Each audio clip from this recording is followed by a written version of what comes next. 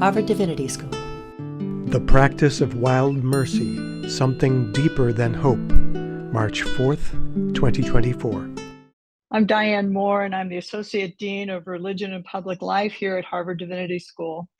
And on behalf of myself and our Dean, Marla Frederick, it's my pleasure to welcome you to this fifth installment of our six-part series entitled Religion in Times of Earth Crisis. Tonight, we have the pleasure of hearing from our beloved friend and colleague, Terry Tempest Williams. This series is co-sponsored by the Salata Institute for Climate and Sustainability at Harvard University, the Center for the Study of World Religions, the Constellation Project, and Harvard X. Please pause with me for a moment as I now read out the acknowledgement of land and people for Harvard University. Harvard University is located on the traditional and ancestral lands of the Massachusetts, the original inhabitants of what is now known as Boston and Cambridge. We pay tribute and respect to the people of the Massachusetts tribe, past and present, and honor the land itself, which remains sacred to the Massachusetts people. Webinars like this take a village or even a city. And I would be remiss not to acknowledge my wonderful colleagues here at Religion and Public Life who behind the scenes have created the opportunity that we're all about to enjoy this evening. I especially want to acknowledge Rochelle Sway, Rima Tassi, Tammy Liao, and Natalie Campbell. I also want to thank our Office of Communication here at Harvard Divinity School with a special shout out to the amazing Christy Welch for her creation and design and creation of the beautiful posters that have animated this entire series. And finally, a shout out to Kama Lord from our IT department, who behind the scenes has made sure that we can deal with and not crash with the volume of people interested in this series. So thank you all to my beloved colleagues. This entire series was really inspired by our colleague, Professor Myra Rivera, who focused on these sets of questions. What does religion have to do in times of catastrophe? For her 2022 American Academy of Religion presidential address. She was elected president of our body of scholars of religious studies and used that occasion to really lay out both an opportunity and a challenge for those of us in religious studies to take seriously the intersecting issues relevant to the Earth crisis that we now face. So I want to share a brief quote from that address from Myra Rivera, who gave the first talk in this series. And I also want to read a quote from Amitav Ghosh from his The Nutmeg's Curse, which is also relevant to our work and it has been an inspiration for this series as well. So from Myra Rivera, we need a more capacious sense of collectivity that can only emerge when we are willing to honor our stories and tell the truth about injustices that have shaped both environmental devastation and responses to it. We need a world within our many worlds. And from Amitav Ghosh, this is the great burden that now rests upon writers, artists, filmmakers, and everyone else who is involved in the telling of stories. To us falls the task of imaginatively restoring agency and voice to non-humans. As with all the most important artistic endeavors in human history, this is a task that is once aesthetic and political. And because of the magnitude of the crisis that besets the planet, it is now freighted with the most pressing moral urgency. Again, that is from Amitav Ghosh. Before I turn to introduce Terry, I want to just say a couple things to remind you all that this event is being recorded, and we will be able to share that recording on our website as soon as it's available with full transcripts. I also want to say that Terry will be speaking for approximately 50 minutes, and then we'll have time to entertain questions from the audience. So I now have the wonderful honor of introducing in brief form someone who I am proud to call not only a colleague, but a beloved friend, Terry Tempest Williams. I think for many in the audience, Terry needs very little introduction, and I'm only going to give a short one now. Given her many accomplishments, we would literally be here all night just speaking about her prolific writing. But relevant to HDS, Terry Tempest Williams joined us as a writer in residence in 2017 and is continuing to join us in that capacity through June of 2025. She's the author of numerous books, including the environmental literature classic Refuge and Unnatural History of Family and Place. She has many, many other publications. What Terry has been able to do here with us is she has taught several courses, primarily writing courses for our students, and I've had the pleasure of co-teaching 2 courses with her. The most recent last semester called A Wild Mercy, a Wild Promise, I'm sorry. Her talk tonight is partly a Wild Mercy, a Wild Promise, and that commemorated the 50th anniversary of the Endangered Species Act, which of course is what we're celebrating this year. I just want to say that what Terry Tempest Williams brings to every encounter that she has, whether it be public or private or personal, is an incredible integrity, a deep, deep, deep commitment and great heart to the issues of our time. She has been a leader in raising consciousness about the Earth crisis for decades now, and we are incredibly honored to have her with us as part of this speaker series. So please join me in welcoming Terry Tempest Williams to offer her presentation tonight called A Practice of Wild Mercy, Something Deeper Than Hope. And I'll turn it over to you, Terry. Thank you so much for being with us. Thank you so much, Diane. It's such an honor to be here. And I'm just going to get the full screen here so I can imagine the audience. Diane, I love you. You know that. And thank you for bringing us here together. I think one of the most radical forms of education is what's happening in religion and public life at the Harvard Divinity School. And I'm just so grateful for your leadership and the ways in which you're bringing issues of social justice and climate justice together as 2 hands in prayer. And your commitment to peace. Good evening, friends all over the world. It's daunting to be part of this series. And like Diane, I really want to thank the community that puts this together, specifically Rachel Sway. Thank you for helping with the visual aspects of tonight's program.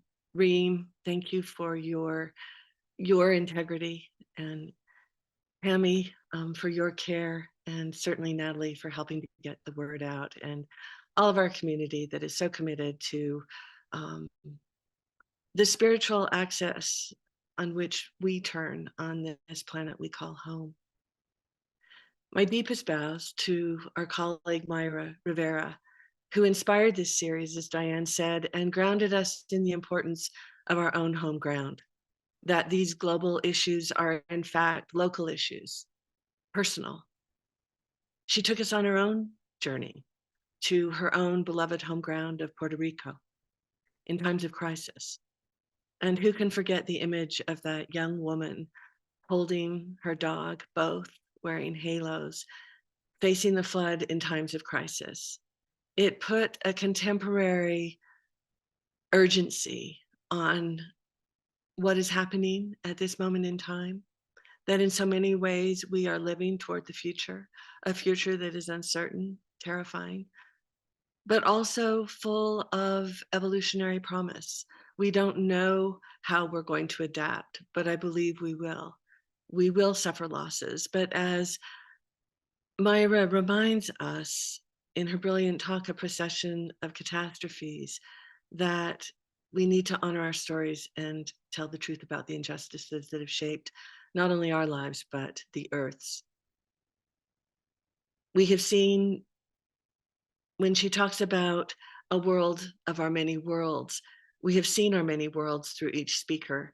And I just wanted to give a recap tonight because I think it's important to know where we've traveled as a community together in these past 5 weeks.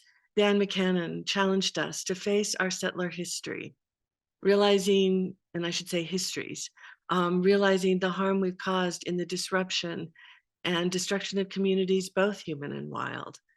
In his beautiful talk on the power of the local in Ancestors and Climate in Our Own Boston Backyard, he asked us to pay attention to the knowledge of Indigenous communities who understand that to care for the more than human world is inseparable for our care for our ancestors. And then he asked the evocative question at the end, can trees be ancestors? Perrin Sevilla, with his kaleidoscopic view of Muslim communities and the role of storytelling, answered Dan's question in his searing talk, Animal Stories in Crisis, through tales of tigers and snakes and the power of ritual to not only make peace with an animated world, but engage in acts of restoration through ceremonies, and how our lives depend on these acts of reciprocity. Perrin asked the question, can listening to these stories compel us to reevaluate and reimagine our academic approaches to religion and environments and the relationship of religious past and presence in our time of crisis? What do we now do with our grief as brokenhearted people? Matt Potts, in his provocative talk, Apocalyptic Grief, Reckoning with Loss, Wrestling with Hope, invites us to not look away, to not fear our grief, but embrace it as the moral ground of ethics and to hold loss as our moral foundation. He allows us to sit with the question from Judith Butler, what is a grievable life? And that haunts me still. And in a beautifully contrarian pivot, critiques hope and reimagines hope not as something passive, where we give our power to change the world and hope that it does. Excuse me.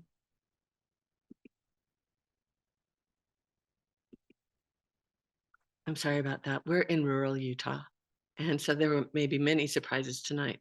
I'm in Castle Valley, ancestral homes of the pre-Puebloan people and Ute people. And I wish we could be sitting outside.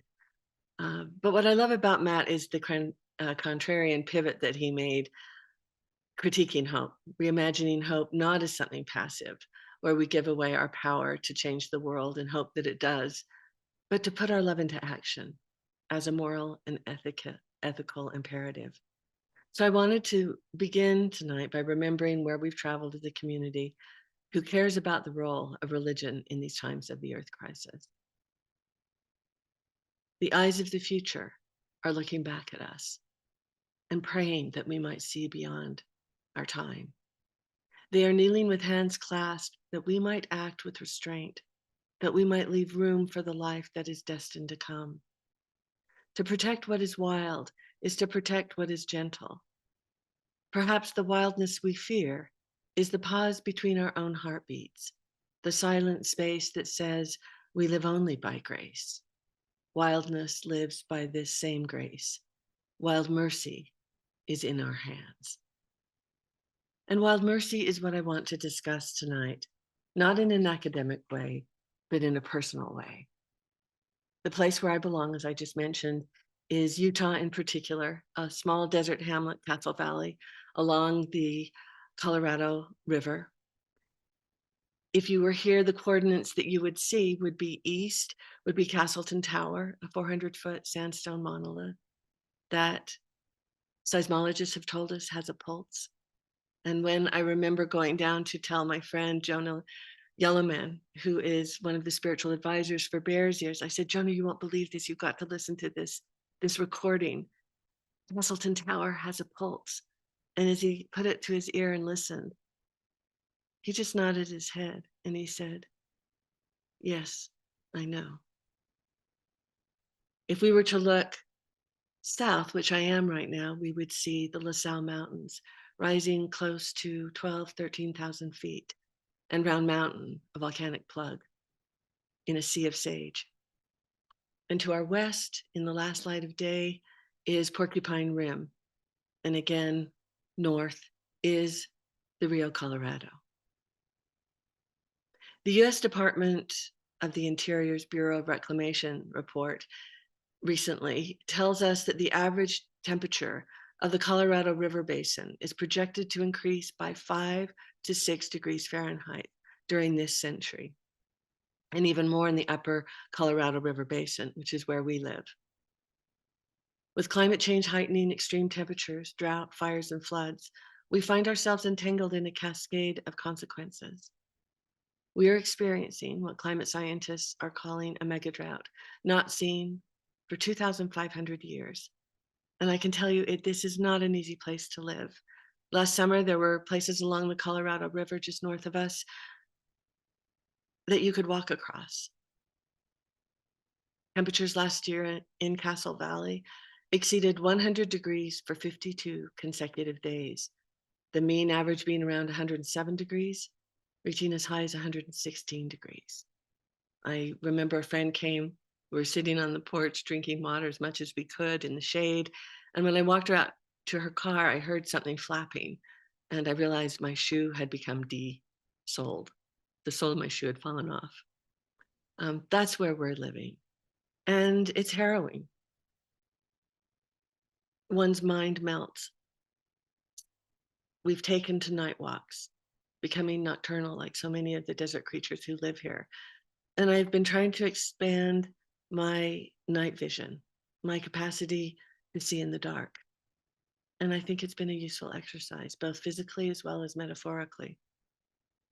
And then on January 4th, 2023, the Brigham Young University report on Great Salt Lake came out with the news that Great Salt Lake was in crisis. Quote, emergency measures were needed to rescue Great Salt Lake from ongoing collapse. Ben Abbott, the lead scientist, said, we have 5 years. I cannot tell you how that penetrated my heart. I've known Great Salt Lake in flood, and I am now knowing her in drought. That is a day that marked a change in my life. 5 years. We've had 2 very large years of snow and rain. Ben just 2 days ago told me that buys us about 2 more years. So when we talk about religion in times of crisis, nothing could be more germane to those of us in the Intermountain West in particular, and the American West in general. The scientists said in very clear language, Great Salt Lake is facing unprecedented danger. Without a dramatic increase in water flow to the lake in 2023 and 24, its disappearance could cause immense damage to Utah's public health, environment, and economy, unquote. Boom. This is where our community is now, statewide. This news came 2 months after a friend of mine, Fazal Sheikh, who's a photographer, and I circumnavigated Great Salt Lake in October and November of 2022. It just so happened that that was the historic low of Great Salt Lake at elevation 4188. In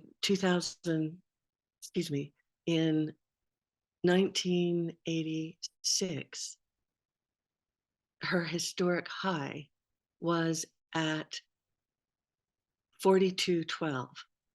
That is a difference of 2,300 square miles in 1986 to 888 square miles in 2022. That's rough. Great Salt Lake is roughly 1/3 of the water body that it was in 1986. It's hard to imagine. Rochelle, will you show us the comparatives, those 2 maps, please?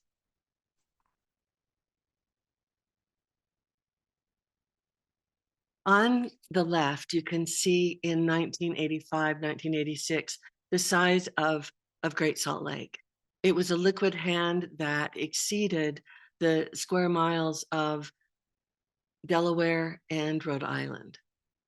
It was wreaking havoc on highways and freeways, as well as infiltrating the Salt Lake Airport. Now, on the right, you'll see Great Salt Lake in 2022. And you can see the white margins of where Great Salt Lake used to be. And now she's a third of the size. Why am I using feminine pronouns? Because those of us who live here see her as a sovereign being, as a water body that has influenced all of our lives, including the weather. That's why we have the greatest quote unquote snow on Earth, powder skiing, because of the lake effect that creates this moisture, a weather making machine around the lake that allows this fluffiness to occur in the high country, in the mountains.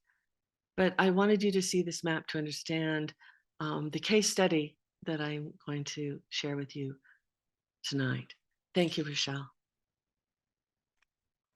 So as you can see, for those of us living in the Intermountain West, this is a reckoning and an awakening. We can read this alarming story of Great Salt Lake and her retreat, not just as the cyclic nature of change, but as the narrative of now.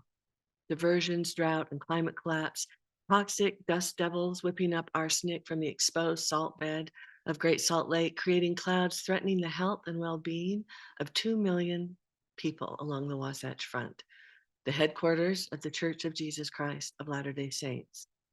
The life of Great Salt Lake, the entire watershed and ecosystem is at risk. Its saline waters, its healing waters, a reservoir for our spirit, sunsets dazzling in the fullness of the day, the migratory home of 12 million birds. All of this is at risk. But I think the thing that pierced my heart the most happened on June 29th of 2023, last summer. The white pelicans, who have been nesting on Gunnison Island and have had a presence on other islands in Great Salt Lake and Lake Bonneville that stretched through Utah, Nevada, a prehistoric lake 10,000 years ago. White pelicans have been here for the last 12,500 years, not to mention 6 million years of evolutionary perfection. On that day, June 29th, the white pelicans of Gunnison Island left. When I was working on a book called Refuge in the 1980s, I remember going out to Gunnison Island with Ron Paul, who was a wildlife biologist. It looked like a white beaded buckskin. 10,000, 12,000 white pelicans were on that island. 1 year ago in March, there were 5,000. Now, no nesting white pelicans. I hope they come back. We all hope they come back. But my question tonight is, what do the white pelicans know that we don't? And are we listening? We are eroding and evolving at once.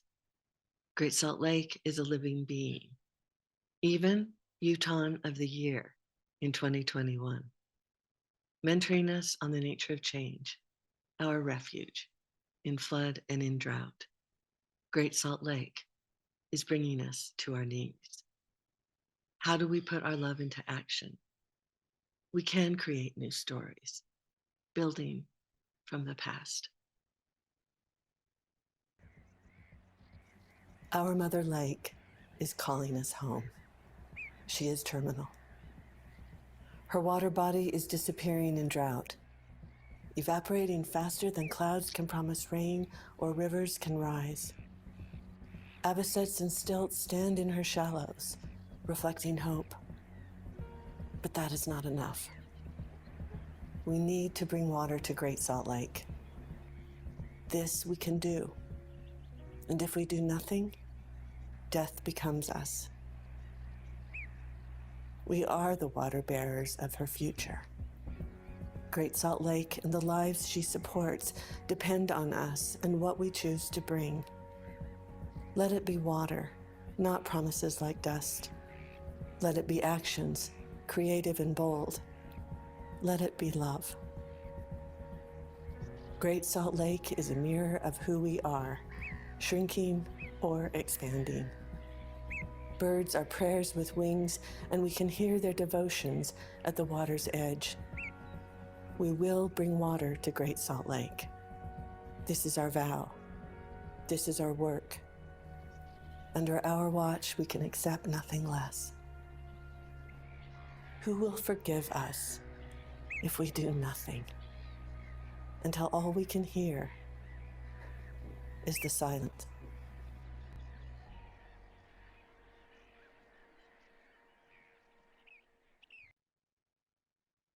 Thank you for watching that.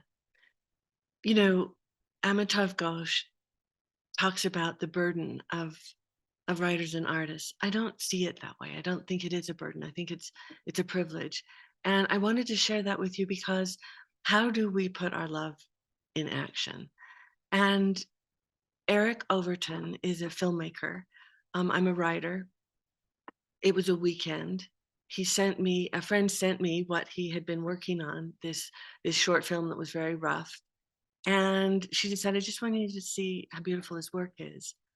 And I'll be honest with you, I was supposed to be grading papers, Diane, and I just needed a break. And I just started writing to this, and I sent it as really just a note to Eric saying how much I admired what he'd done. And he called back and just said, let's just put it together. And we did it over a weekend. And then we just gave it away to friends, to nonprofits, anyone that wants to use this. It's 1 minute and 34 seconds. And I feel like this is what each of us can do with the gifts that are ours.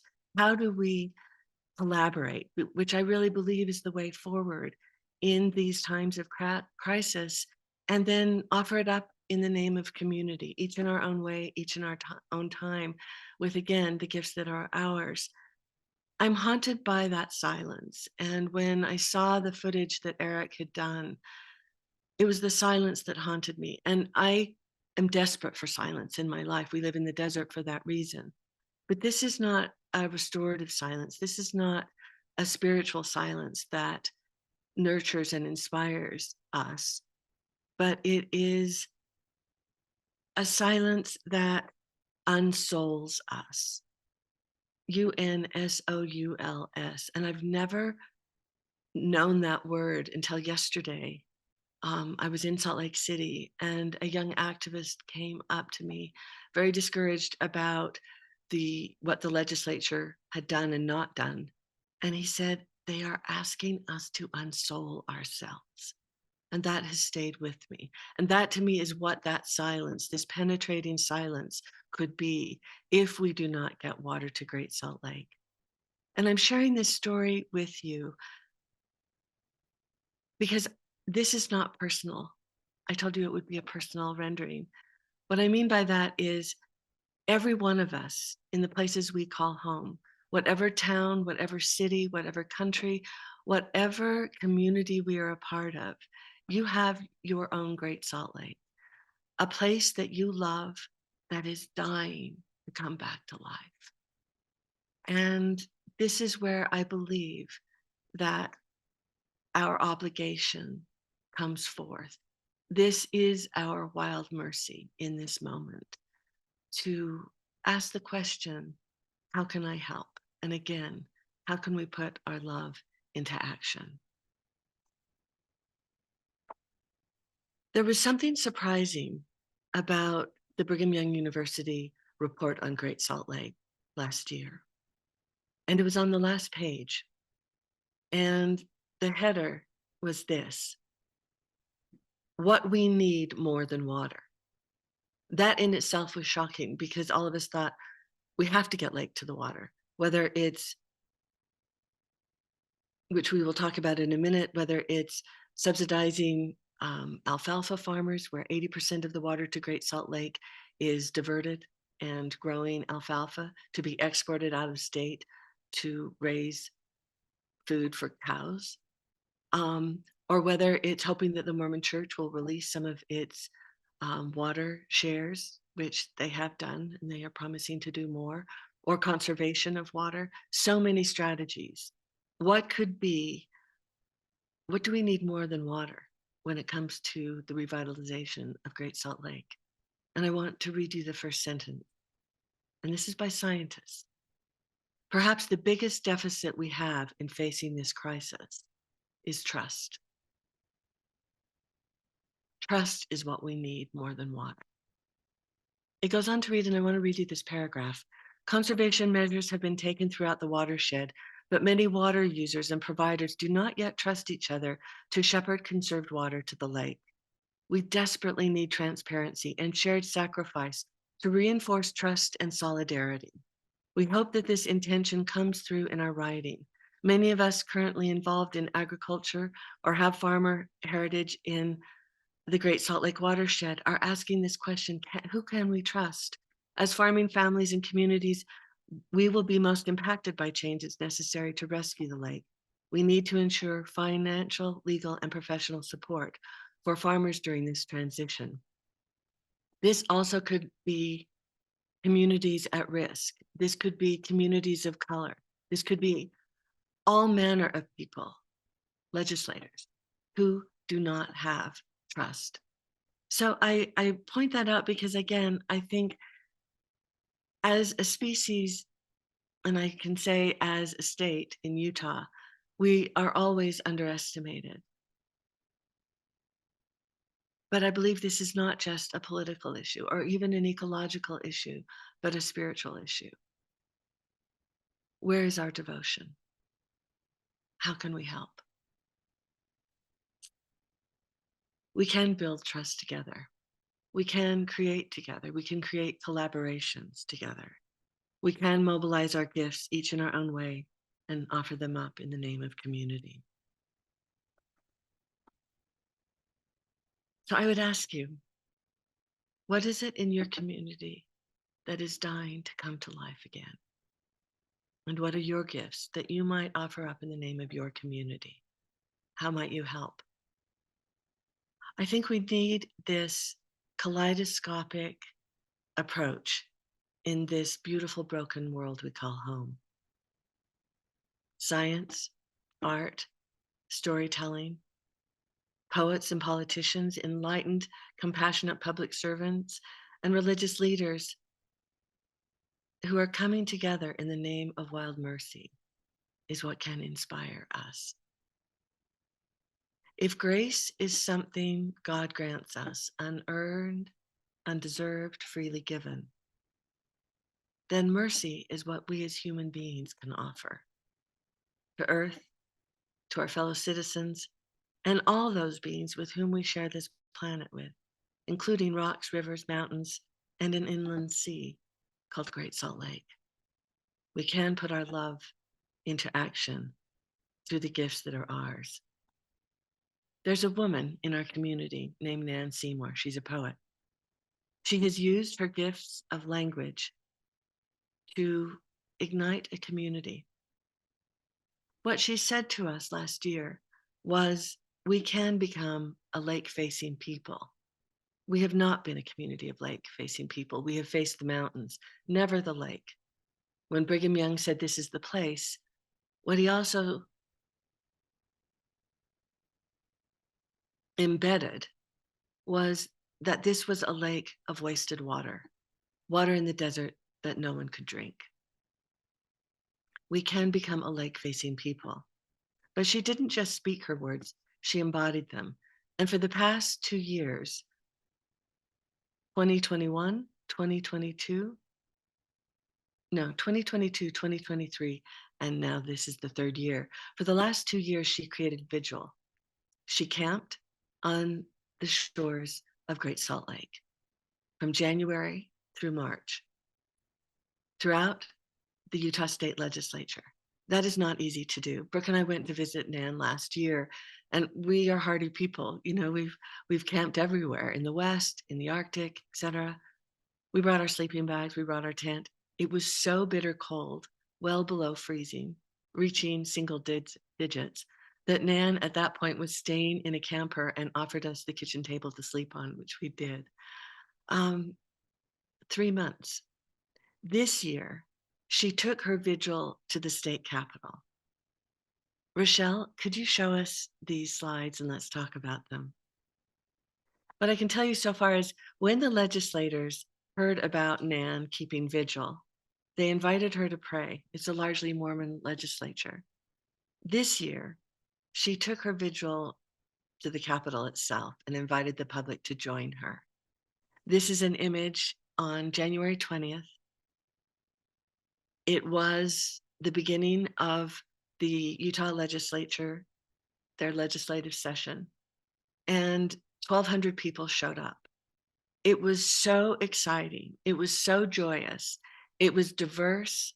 It was there was so much love, I cannot tell you. Next slide. There's Nan with her green scarf, green hat. She was the host of this rally with many other nonprofits, everything from the Sierra Club to Save Our Great Salt Lake, to Friends of Great Salt Lake, to Center for Biological Diversity, to Mormons for the Environment, to Indigenous Voices, to marginalized communities, law students for the lake, everything you can imagine. And it was powerful.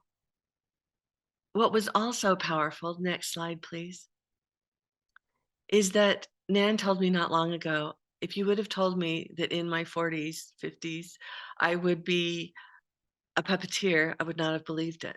For the past year, she, with an incredible artist named Eli Nixon from Rhode Island, together they created waves and a community that would be making waves, so that every time the legislators would have to come to the Utah State Capitol, they would have to see people making waves and walk through the water.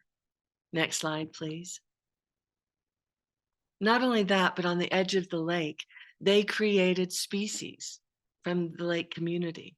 So you see red-winged blackbirds, you see brine shrimp, you see bison, you see eared grebes, you see California gulls, our state bird, all manners of species. And next slide, please. Those species showed up at the state capitol. And every day of every session, you know how unions have a union line, a picket line that you can't cross? Well, every day, our state legislators had to cross the species line and then again cross the waters of people making waves before they could get to their desk in the Capitol. Next slide, please. That might be the last one. What I can tell you is this. There were people that thought that this was superfluous, that this was silly, that it was child's play, fun and games. But what they didn't realize is that this organized a community of radical joy. It was not superficial. It was unbelievably subversive. And what I can also tell you is at that rally, one of the great joys and privileges of my life was to come dressed as an eared grebe. And I can tell you it was not child's play. It was an homage to what I saw last January when Brooke and I went to spend the night and keep vigil with Nan. We walked down to the edges of Great Salt Lake. It was at least a mile walk. The water has retreated so far. And there was a stench I was not familiar with at the lake. And the lake has its own smell, believe me. But as we started walking, it was Nan and I and another friend, single file, evenly spaced. Every 3 feet was a dead eared grebe. We walked for a quarter of a mile, 496 dead eared grebes. Why? Because it was 27% saline, salt content in Great Salt Lake. They eat 30,000, one eared grebe eats 30,000 brine shrimp a day. They were hungry. They were malnourished. They didn't have the strength to leave when they were supposed to leave in the late fall. They left in January when the storms hit and they were slapped down into the water. To be able to come as an eared grebe with golden feathers on either side of my eyes, a pointed beak, red eyeliner for their red eyes.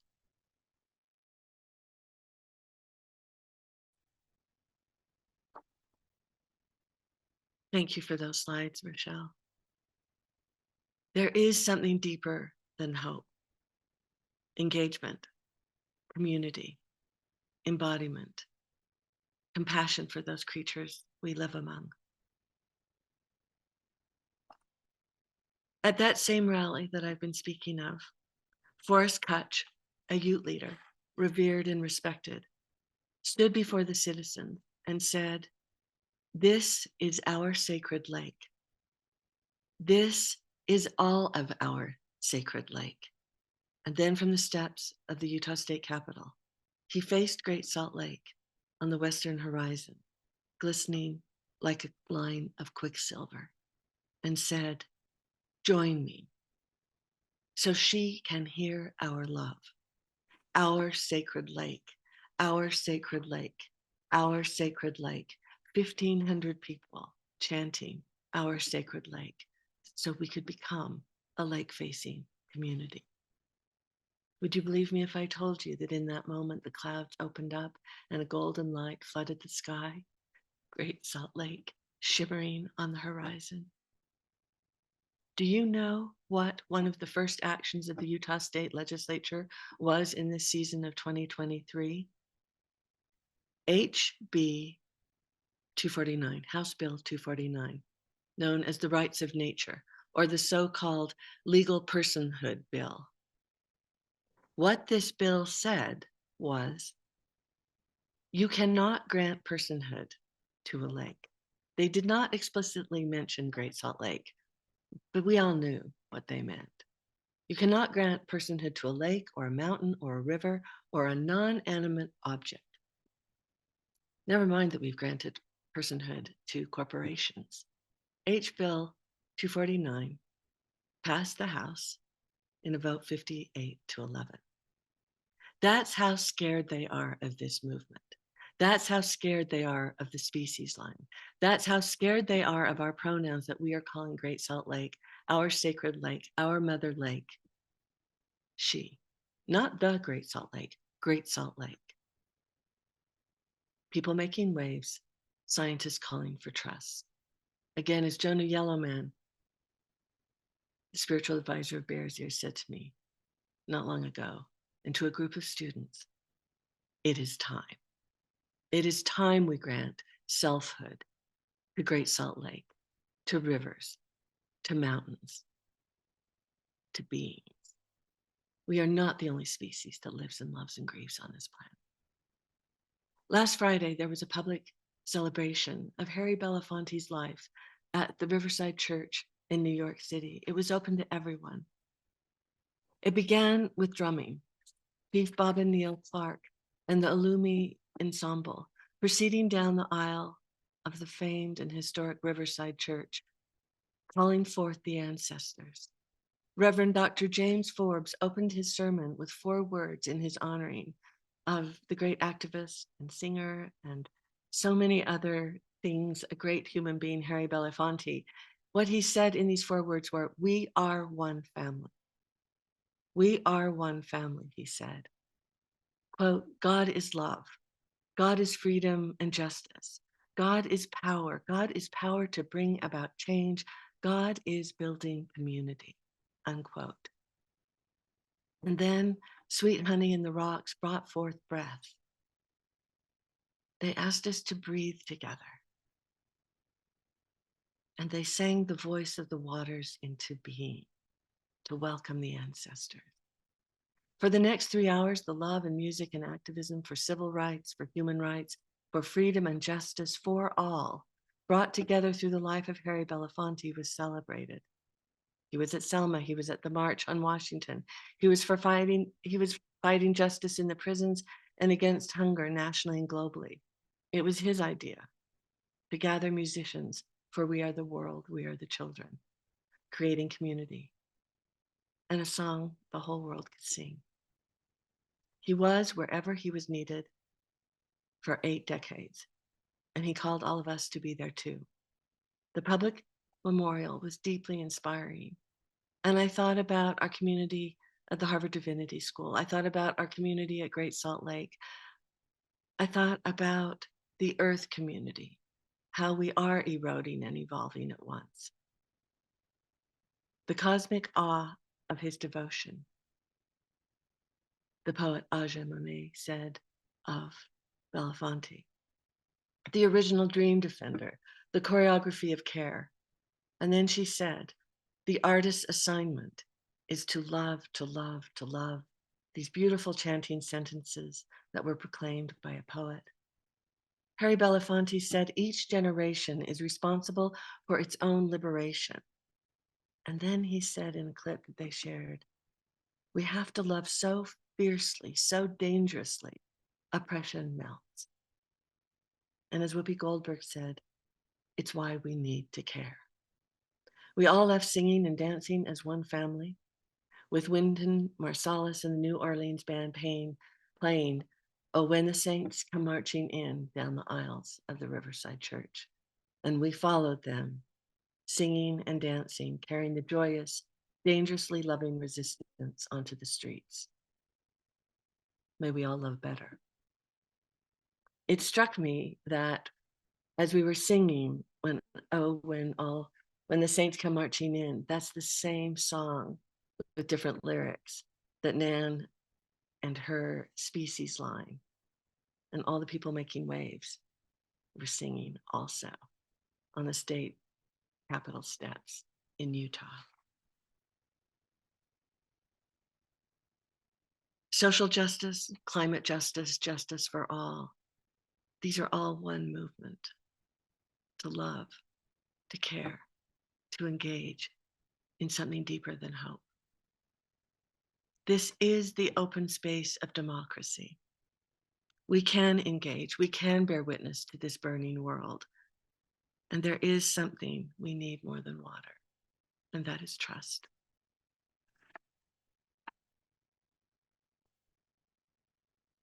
May we trust one another not to look away. If we are present, we will know what to do with the gifts that are ours. This is wild mercy. I want to share with you a piece that I wrote in the middle of the drought on Great Salt Lake. And when for the first time I stood out in the wetlands, no longer wet, but dry, baked clay playas, at the record low of Great Salt Lake. I am searching for grace. If the facts don't matter anymore, and misinformation does, if we fail to listen to Indigenous wisdom of First Nations and remain unmoved toward another way of being in right relationship to Earth, and the stories and statistics that scientists are bringing to us do not stir us to action on behalf of a living world that is suffering, and if the lives of our children and the future of their children's children are not first in our minds and thwarting the easy sleep of our privilege, then the question must be asked, are we too dead to the world to feel alive? Believe the long-legged birds who are circling above us, desperately looking for water. Believe the forests that are burning, whose surviving trees will later stand as sentinels, hard witnesses to animal bodies reduced to ash.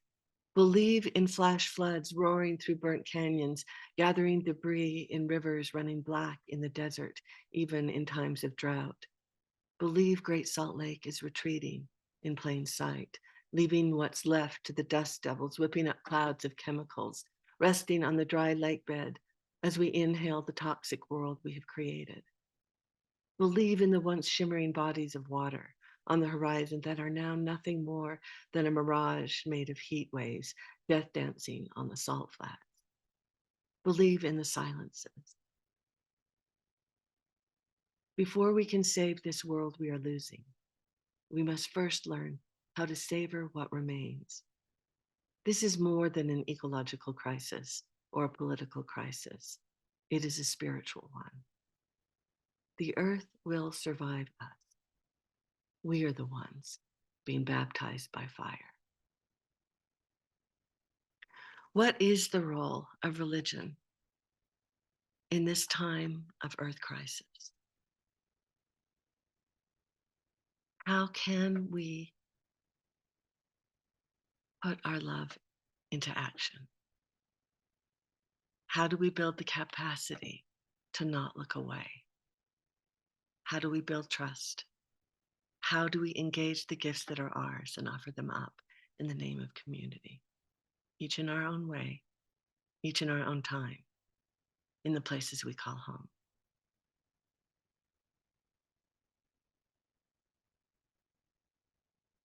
Myra Rivera. Again, her words.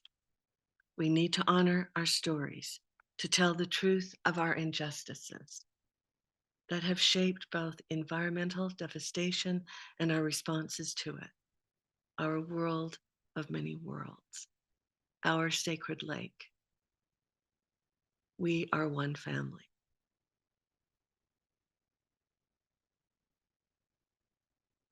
I hope that together, each in our own communities around the world, we can find holy resistance, that we can make waves, that we will not remain silent, that we will find the courage of a sustained focus on behalf of our earth community. It is time. Wild mercy is in our hands. I want to close with a prayer.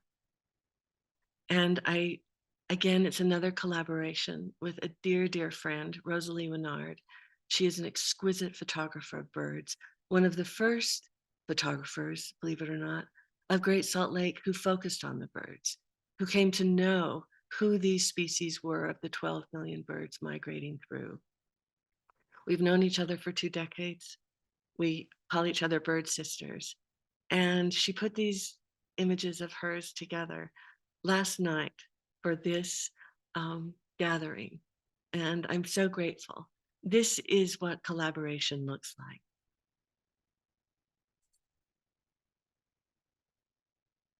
I pray to the birds. I pray to the birds because I believe they will carry the messages of my heart upward. I pray to them because I believe in their existence, the way their songs begin and end each day, the invocations and benedictions of earth. I pray to the birds because they remind me of what I love rather than what I fear. And at the end of my prayers, they teach me how to listen. Wild mercy is in our hands. Thank you.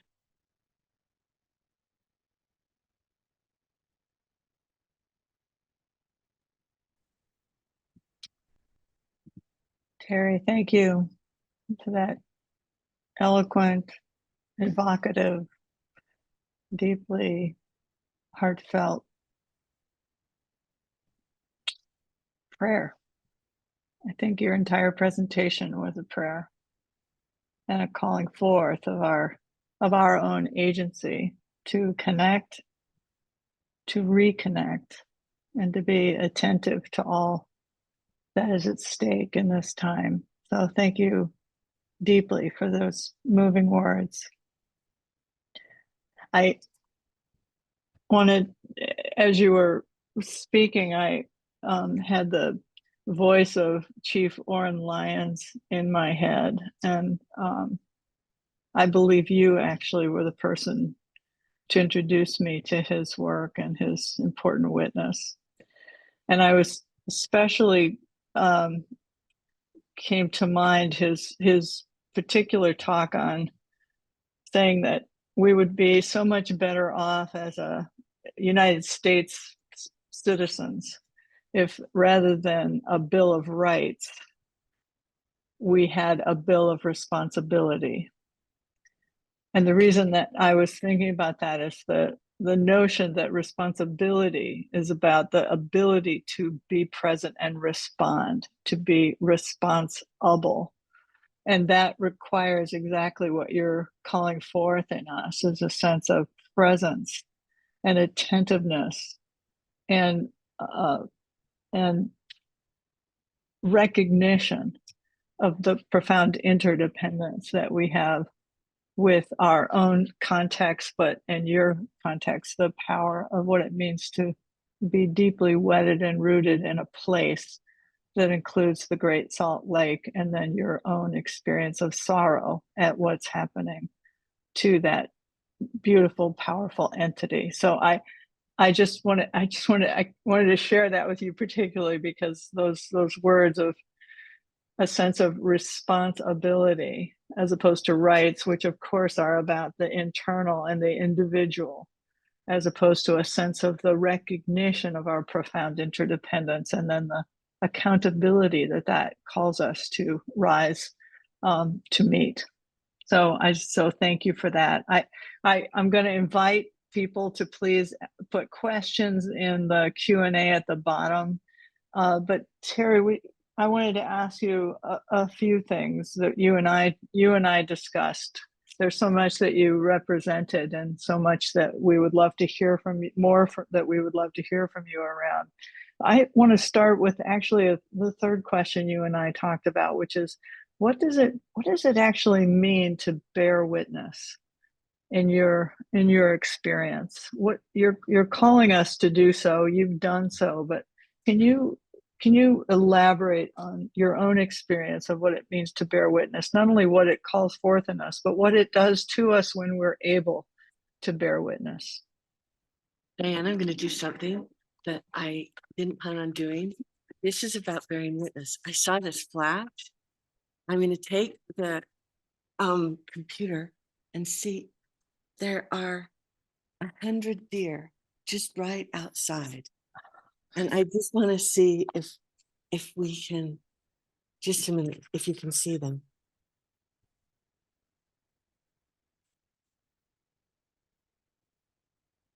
Hello?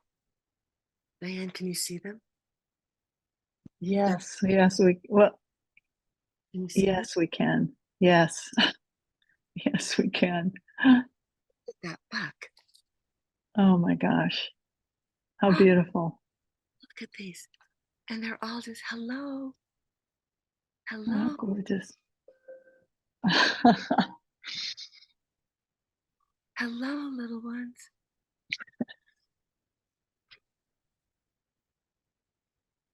Thank you for Beautiful. coming.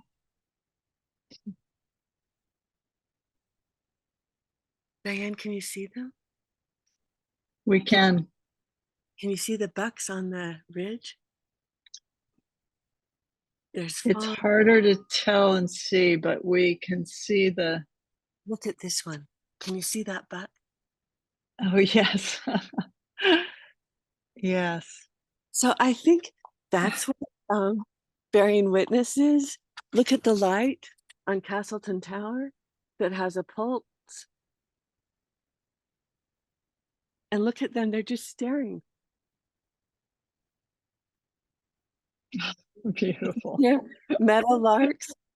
So I just, it's not abstract. It's not an idea. I think bearing witness is knowing where we live, knowing who we are and who we're not. I think we're accustomed to, I'm just out of breath because I'm so excited. I'm so excited to see that everyone, and they stayed. Can you believe it? I think we're accustomed to thinking bearing witness is a passive act when it's an act of extreme attention. It's bearing witness is an act of consequence. an act of conscience and consciousness. And when we bear witness, it comes into our DNA. How can you not care about those deer? These are mule deer, threatened. They're on the decline of the sagebrush steppe. If you would have told me as a child that mule deer, very different from white-tailed deer you have in New England, would be threatened, I would not have believed that. But it's because of the oil and gas. You know, so we bear witness of their gentleness. They didn't run because they feel safe here. So I want to share with you, Rochelle, will you share with our audience and Diane the eyes of bearing witness?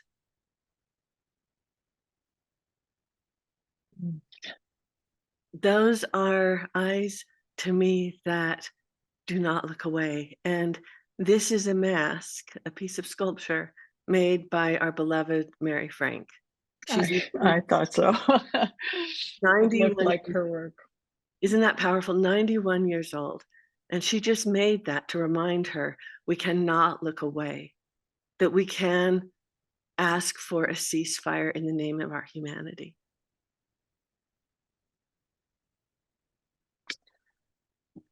Beautiful, powerful. And I hear what you're saying, that it changes us to be deeply and radically present, which is also what is required to bear witness, is to be present and to be attentive.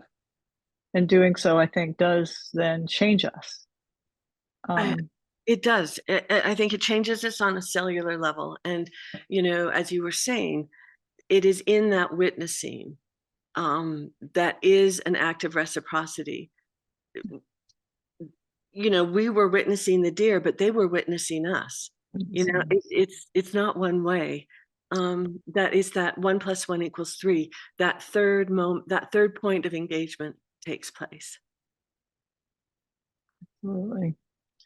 Oh, thank you. Well, we've got some excellent questions that I want to turn to here. Karen Root Watkins, thank you, Karen. Karen asked, do you know of places where rights of nature legislation has been successful? I think you're raising what the Utah legislature did to protect against exactly this, and your comment about the power of the movement to encourage that required that counter action, which I want to just say is a really powerful, I would say, success, recognizing the power of the organizing influence that you so beautifully demonstrated. So, but Karen wants to know, how can individualistic Americans come to see the natural world as family? But so I think she's got two questions here. One is about legislation. Do we know of successes? And then what does change us? I think you've already answered that in one way, but if you have further thoughts, that would be lovely to hear. The rights for other species is taking hold all over the world. In Bolivia, in Costa Rica, in South America, it's in different countries' constitutions. There was actually, and I don't have the exact city, but there was actually laws that were passed for the rights of natural beings. It passed and then it was defeated. You know, so it's still a radical idea, but it's going to happen. It's where we're evolving to. And Robert McFarlane, who's a terrific author, his next book is on the rights of beings, and I'm really looking forward to it. How do we create a sense of community, both human and wild? I think we just did, you know, entering the community of mule deer. Again, it's paying attention. The other night, I was up at 5:30. It was early in the morning for a meditation, and I heard this chirping. And I thought, what bird is chirping so wildly like that in pitch black? You know, it wasn't going to be sunrise till 7 or so.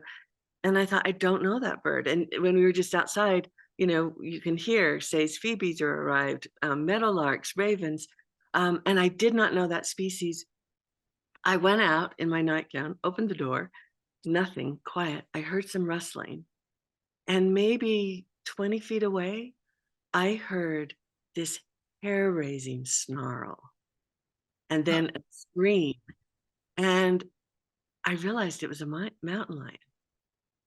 And I've always heard they chirp, but it never dawned on me. There was one right literally in the corner of our door by our bedroom. And it was so thrilling and so incredible. And I thought, we had a house guest essentially. And in the morning when the light struck, you could see the tracks. But if you're Wow. interested, I would go to one of the first books written on the rights of other beings is Do Trees Have Standing? And there's a lot of literature right now about this very movement. The most recently that I thought was the most provocative is by David Abram, who was a visiting writer at the Harvard Divinity School at the Center for the Study of World Religions. He just wrote a piece for Emergence Magazine. So if you Google David Abram Emergence Magazine, and he argues, why do we want to give personhood to lakes, mountains, rivers, streams, and animals when they really want to be a person like us? And so he's asking, instead of calling it personhood, selfhood, which I think is really interesting. So there's already these kinds of discussions going on. Wonderful. Thank you. We've got a couple questions on despair. And so I'm just choosing Ann Stetson's question. Thank you, Ann. Thank you so much, Terry, for this beautiful call to action. My question for you is, how can we hold despair at a distance when what we must love is both what provokes despair and offers the greatest solace, the deer, the lake, the eared grebe, the pelicans. And thank you so much for the work you do and your work at HDS. I think grief dares us to love once more. And a grief shared is a grief endured. That every one of those 1,500 people on the steps of the Capitol could have easily been weeping as they were cheering and chanting. And grief is love. Matt showed us that last week in his talk. I asked Rochelle to show one picture, and I'm showing this because I want to tell you a story. Can you show the picture that is my illustration of grief, Rochelle, with Ben Abbott? Beautiful. This one. And we are laughing so hard, it is a belly laugh. And I'm still in my eared grebe headdress. Ben is the author, the lead scientist who wrote that report. It was Ben, who is a devout, practicing member of the Church of Jesus Christ of Latter-day Saints, who asked about trust. And we could just as easily be sobbing together, which we have done, as we were laughing, thinking today was joyous.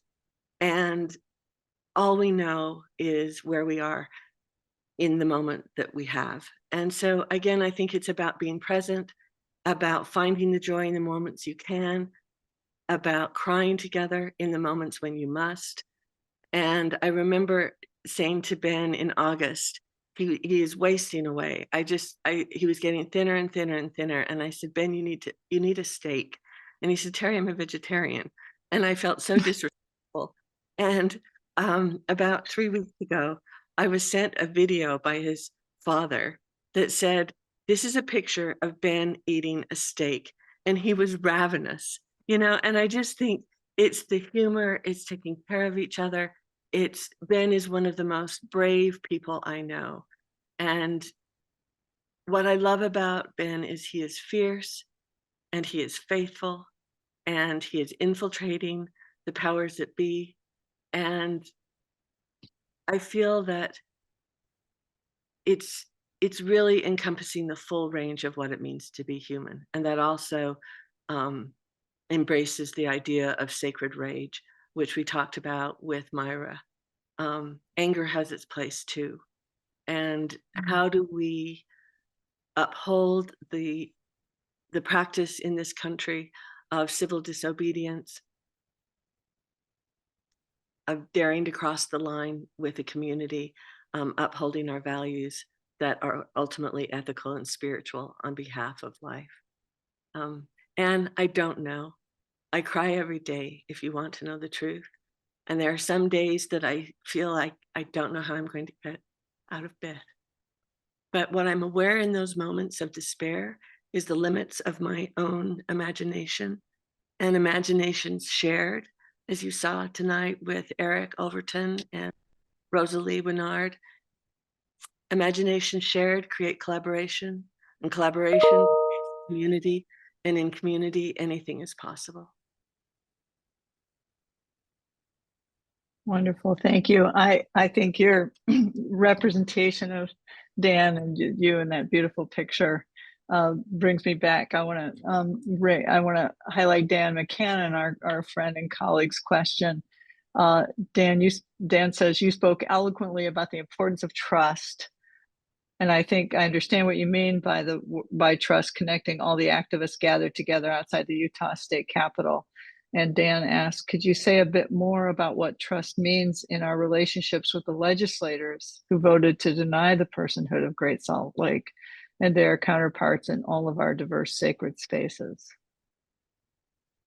It's a great question, Dan. And I think you so fully embody that kind of compassion in differences. You know, we're bringing 15 students from the Harvard Divinity School to Great Salt Lake. They arrive on Saturday in snow, I might add. We're having the czar, the Great Salt Lake commissioner, come to talk to us. I'm not sure I agree with him on all things, but what I do agree is that he is trying. And I agree that he is having to hold both sides at center. And I'm so excited that he's coming to talk to our students. And I'm grateful that he trusted me to be fair. You know, we're also bringing in Tim Hawks, who's representing the Brine Shrimp Coalition and industry. We're also meeting with 2 alfalfa farmers who have invited us to their farm. So I think for me, it's about conversation and relationship.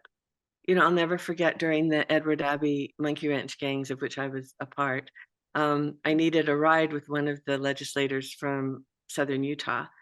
And he was from a very deep Mormon conservative, and we're talking right of right. And he had this big Cadillac, and I needed a ride down to Southern Utah. And I said, Hardy, can I have a ride with you? And he goes, what if someone sees you in my car? And we became dearest friends, you know, and my uncle was a state senator, and we agree on nothing except for that we love the land. And I think it's about relationships, Dan. And I think it's really important in this country that we can disagree and still maintain relationships. And Nan Seymour is a master at this. I mean, I can assure you the Utah legislature has never asked me to pray, and they did ask her, you know? So I think it's about being human and finding out where our common ground is. I think that comment about loving the land is so key, because it's about also, again, I keep coming back to this in my own, it's a challenge, but it's also a gift of really the call to be deeply present is also the call to recognize the the interdependency of our lives with more than human species. And I think for me that becomes a vehicle, because that recognition of that deep interdependency is something that the interdependency is something we all have and share. We don't always have consciousness of it. And I think something about the invitation to that consciousness can open doors to bridge barriers that are bridge the divisions that are so profound for us now, particularly in this political climate. I You know, want to, oh, yeah, go ahead. Sorry. I was just gonna say quickly, you know, Brooke and I have been doing these, we call them dinner parties, and we invite people that don't agree. Yeah. And it's amazing what happens with a group of 8 people that disagree when you serve food, you know, because people, for the most part, have good manners. And that, I think that had a lot to do with a lot of the politics that has been shifting. Um, and we're not the only one. A lot of people in Southern Utah are having these uh, dinner parties. We call it casserole diplomacy. And, you know, out here, you can't afford not to be in relationship with your neighbors because a flash flood is going to take both of your homes. So I think, again, building relationships, sharing food, being good neighbors. Yeah, some basic things that seem somehow to befuddle us in times of great division. Let me Grace Gallagher asks a beautiful question. Can you talk about the Can you talk about the word wild and how it describes mercy or grace or trust or hope? How does wild add to our religious understanding? What a great question. A great question. I agree. You know, Grace, I take wild, that word, for granted because, you know, what we just experienced with the deer, that is a moment of wildness. Wild to me means unrestrained, um, unrestrained mercy, a fearlessness. Even though, and it's full of paradox, you know, I look at our jackrabbits around here. I say our because they're our neighbors. You know, jackrabbits and cottontails. A cottontail can die out of fear, you know, so they're wild. Are they fearless? They're fearless in how they live their lives, knowing that they're so vulnerable. You know, I'm being anthropomorphic, but, you know, I think wild means of holding one's integrity. Let's say that the wild here in the American West, and I'm thinking about, you know, the wildlife creatures, um, against all odds, they continue. I mean, as their landscape and territory shrinks, they're still here, adapting. So wild mercy, to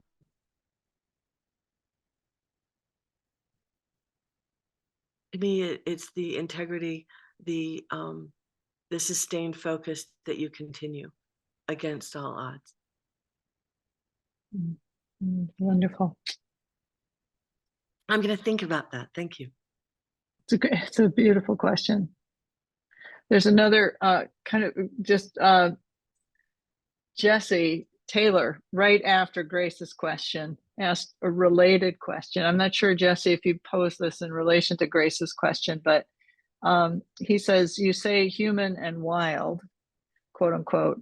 How do you feel about a shift toward human with wild? Thinking about feeling beyond that distinction altogether. And then he asks, or they ask, sorry, Jesse, I don't want to presume. They put another way. How does perpetuating a distinction between humans and others impact movement building? Yeah, I think that's a great question. And I am so aware of the inadequacies of language. I mean, we are animals, you know, Diane and I, we had class on that. And so thank you for that. Human with wild. I mean, we have our own wildnesses, right? And it can go both directions. So this is why these conversations, this series is so evocative and provocative, because I think we're all struggling. Language is so, for me, language is so inadequate. And more I find I'm relying on music. I'm relying on art. I just took a class on calligraphy where this Zen master, Tanahashi Paz, the first day said, here's how you hold the brush. We're going to make one line, and the line in calligraphy begins and ends with a dewdrop. And you must master the dewdrop before you can continue.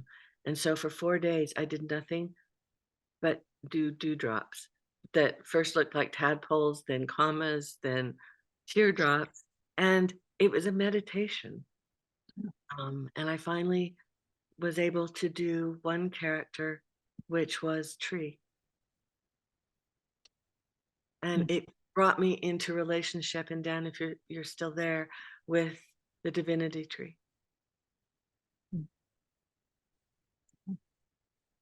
But thank you, Jesse. Again, I'm going to be thinking about that because I think it's the distinction, the separation that has caused the crisis that we're in. I just have to say, it gives many of us, it certainly gives me pause to have you in your eloquence speak about your frustration with the limitation of language. You can only imagine how the rest of us who struggle with that as well.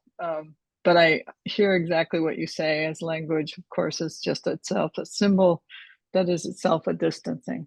So something again about I think presence and silence. Yeah. And I think that we're coming up with new language.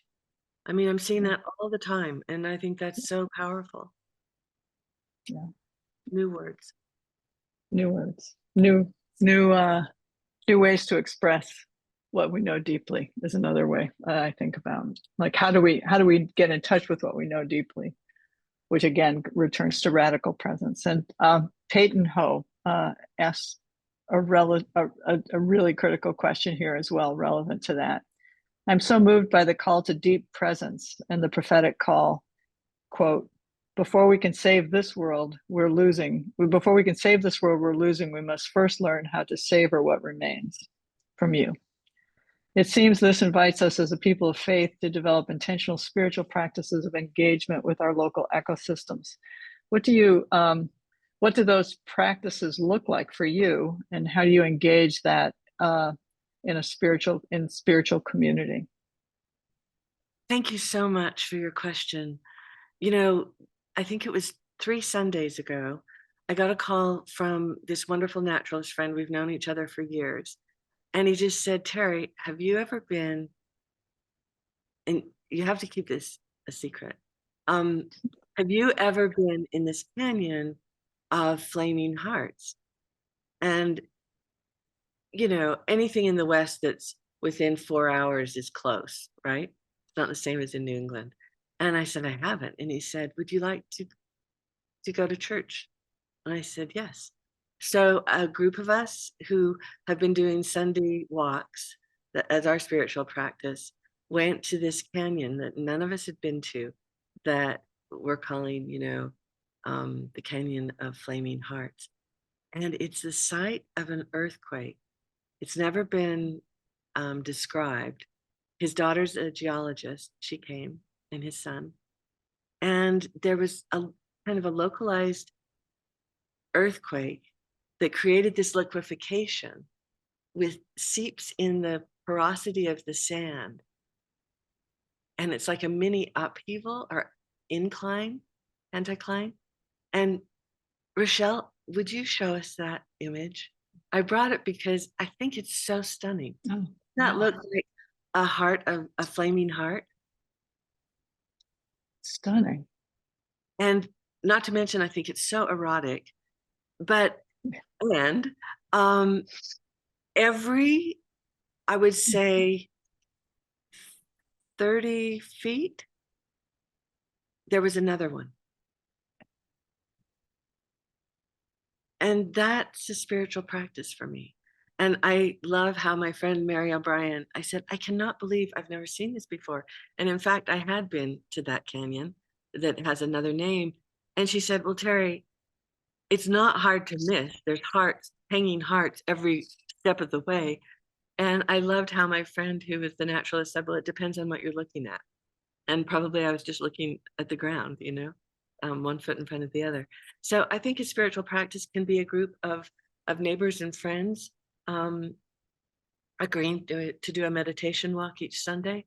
I think it can be like the Unitarian Church in Salt Lake City that has been keeping vigil with Nan every single day at the Capitol, and also when she was on Antelope Island.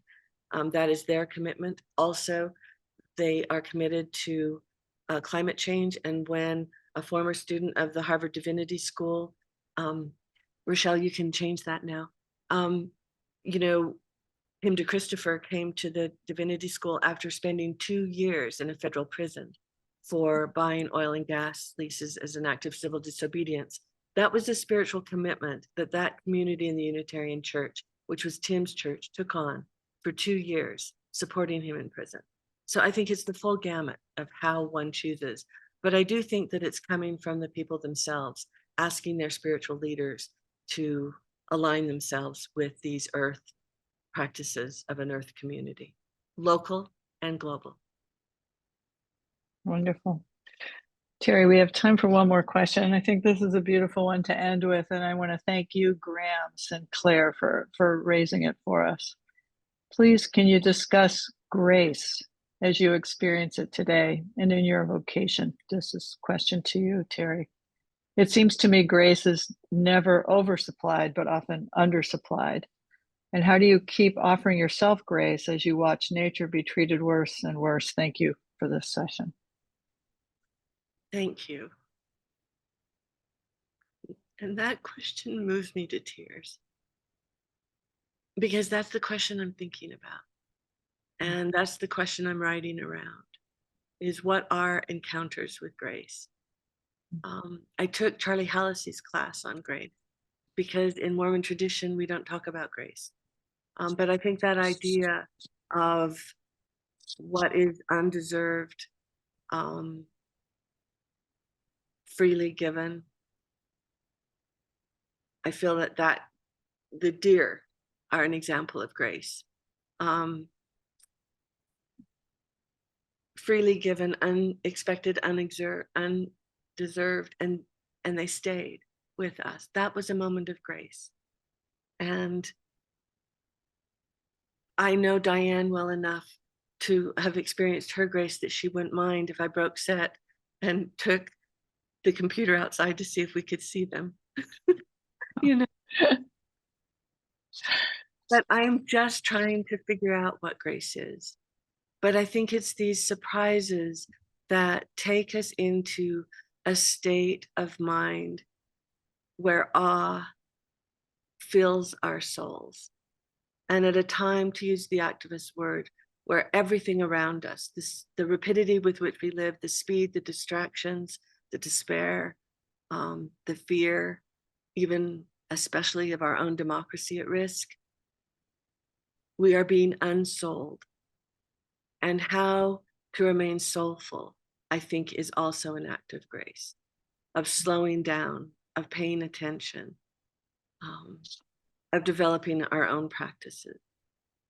And in the name of reciprocity, I would just like to close, if it's okay with you, Diane, with one paragraph, with so much gratitude for the presence of all of you on Zoom with us. Diane, for you for creating this open space of consideration of the role of religion in public life in this time of earth crisis, and to your staff and to the land itself. Grief is love. How can we hold this grief without holding each other? To bear witness to this moment of undoing is to find the strength and spiritual will to meet the dark and smoldering landscapes where we live. We can cry. Our tears will fall like rain in the desert and wash off our skins of ash, so our pores can breathe, so our bodies can breathe back the lives that we have taken for granted. I will mark my heart with an X made of ash that says, the power to restore life resides here. The future of our species will be decided here, not by facts, but by love and loss. Hand on my heart, I pledge allegiance to the only home I will ever know. Wild mercy is in our hands. Thank you so much, and please take special care. Thank you, Terry, for this exquisite conversation. thank you all who've joined us this evening. And please return to join us for our last session 2 weeks from tonight on March 18th at 6 p.m. Here in Eastern Time, where we'll have all 5 of our presenters together, and we'll close in a conversation about all we've learned and what it means to engage this critical question of what can an expansive understanding of religion provide in these times of Earth crisis. So thank you again for being with us. Thank you, Terry, for this wonderful talk. And I hope to see all of you back with us in 2 weeks from tonight. Good night.